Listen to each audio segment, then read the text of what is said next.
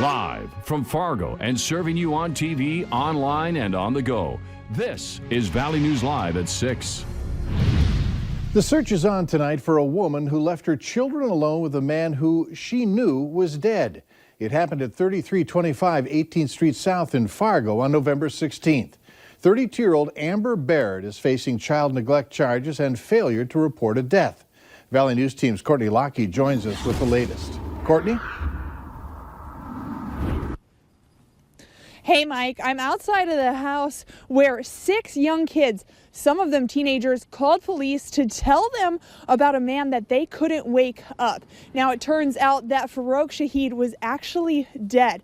Authorities say this is the house where Amber Barrett and Shahid were actually staying. Barrett gave Shahid the go-ahead to sleep on the floor, and the next morning they woke up and found him unresponsive.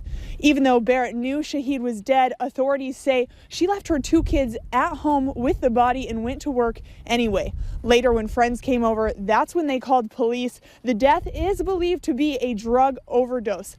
Police say within the recent months, they've been here several times, and a lot of neighbors shared their concerns about what goes on inside the house. I'll explain that and how you can protect yourself when you live in a problem neighborhood tonight on Valley News Live, 10 at 10. Live in South Fargo, Courtney Lockie, Valley News Live. Thanks so much, Courtney. There is a warrant out for Barrett's arrest. Anyone with information should call police. The snow has moved on, but what's left behind will challenge even the hardiest of upper Midwesterners tonight.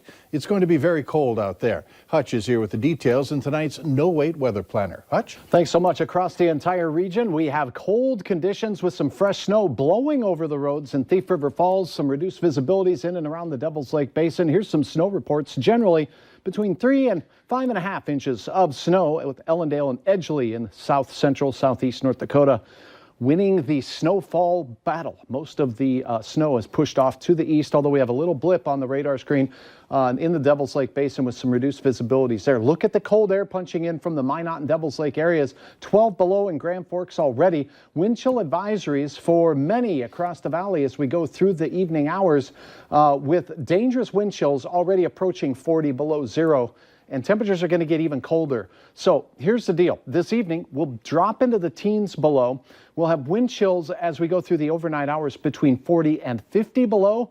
And that means it's going to be brutally cold, if not deadly cold. Do not let your skin be exposed to this kind of cold for even 5 to 15 minutes. That old frostbite can set in. I'll have details on a good old winter storm that's heading our way for the weekend. We need to be prepared. Indeed. All right, thanks. Vehicles out of the way, and I was up talking to them, and then a vehicle came from the east going westbound. They lost control and struck my patrol vehicle. Slick driving conditions today led to a few wrecks on interstates around Fargo-Moorhead. Highway troopers are normally the first on scene, but Valley News Team's Joshua Pagaro has dash cam video showing recent incidents where troopers nearly became the victims. November 8th of 2019, a North Dakota highway trooper responds to a car crash in Walsh County on Interstate 29. Minutes after he gets on scene, he's hit by one vehicle. Seconds later, another vehicle hits him in the rear. The trooper was taken to a Grand Forks hospital and treated for minor bruising. December 14 of 2019, a trooper was rear-ended on the Red River Bridge while controlling traffic. Highway troopers say they've noticed that most of the accidents caused on the interstates tend to happen because A, people are not giving the car in front of them enough room, and B, they're just driving too fast. But in wintertime especially, you need to slow down and move over for emergency vehicles. Trooper Josh Page has been working at NDHP for the last 5 years. On December 13, Page was involved in a scare while responding to a crash in West Fargo on the I-94 Cheyenne Diversion Bridge. Anywhere there's a bridge, the road freezes up faster than the rest of the roadway, so we had a couple crashes involving the bridges. Trooper Page says his emergency lights were on at the time. I was kind of in the zone, trying to make sure get out of the way, I wasn't going to get ran over. But yeah, definitely afterwards, after the adrenaline went away, it was a little scary. North Dakota Highway Patrol says these accidents serve as a reminder that lives can be lost on the roads, even for those meant to protect and serve. In Fargo, Joshua Pagaro, Valley News Live. The drivers involved in those crashes were all cited, according to the Highway Patrol. And a fire can happen to anybody, so wouldn't you want your belongings, your memory, and your family safe and well knowing that if something were to happen that the quickest access could get to you?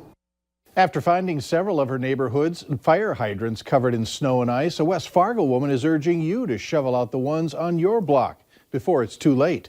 Fargo and Moorhead Fire tell us that they haven't ran into any access problems yet, but with more snow coming and many hydrants still buried, some neighborhoods could be in jeopardy if something isn't done soon.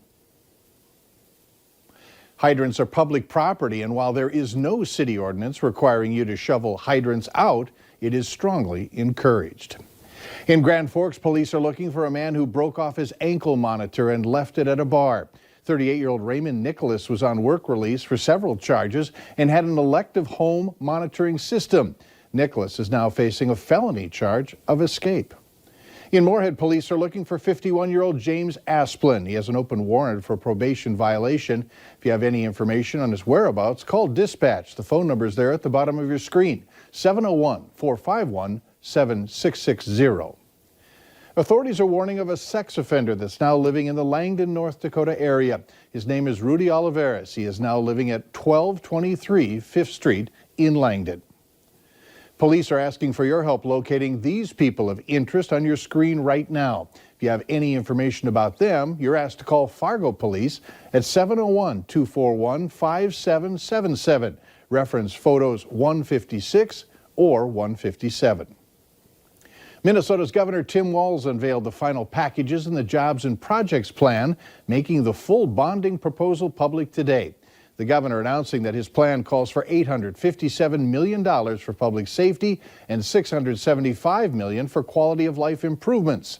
The public safety funding will cover upgrades to law enforcement facilities, Minnesota National Guard buildings, state prisons, and repair roads and bridges. When these facilities are lacking and they have to ad lib, the training is reduced and their readiness is reduced. That is unacceptable. The proposal tackles major public safety issues that you heard me talk about often too. Transportation. The Minnesota legislature takes up a bonding bill every 2 years to fund major projects. The governor is going to need the support of some Republicans in the House if his agenda is to come to fruition. Many in North Dakota don't have access to fresh fruit, vegetables, or other foods due to the growing problem of food deserts in the state. Stores are closing at alarming rates, and state lawmakers are looking for solutions to keep rural communities well fed. When state legislatures first started their study, 15% of rural grocery stores have closed over the 5-year span. Now it's 20%. Grocers blame the increase of online sales and growing distribution costs. Right off the bat, the rural stores, are at a disadvantage. They're going to pay more for the product, and then they're, farther away and in isolated areas, so their freight charges are going to be higher. Many stores have also had issues keeping up technologically. The WIC food stamp program recently started using cards rather than paper vouchers.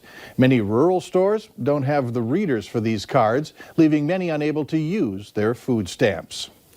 Later on Valley News Live at 6, frostbite can happen in seconds under the right conditions. What to look for on your skin and your kids so you can react properly.